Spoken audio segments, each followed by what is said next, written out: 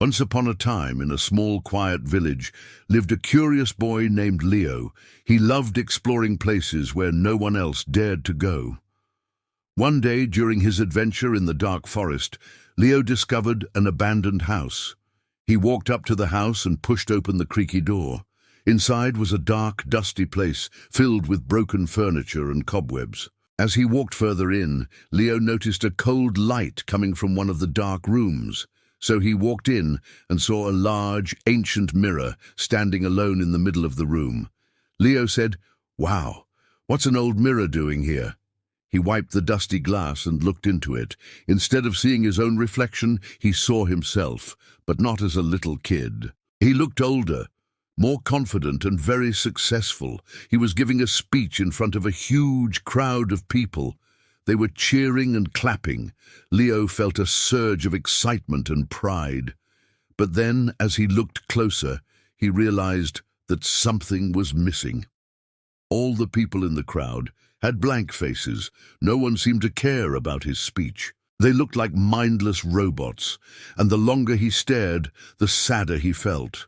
From that day on, Leo became obsessed with the mirror.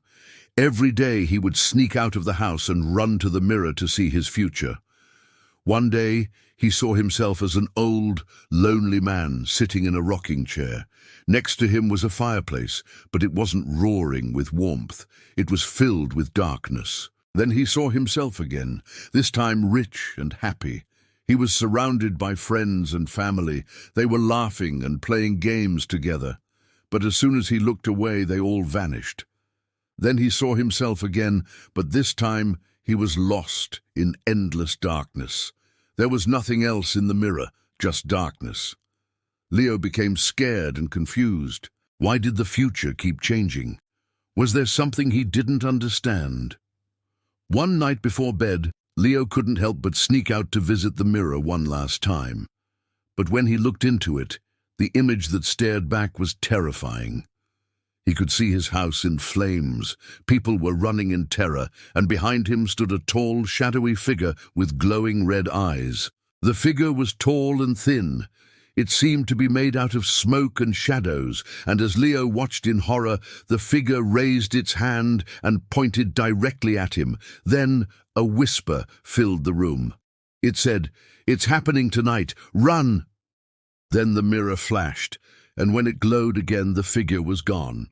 And Leo found himself in his own bed. But something was different. He could hear footsteps outside his window, heavy footsteps.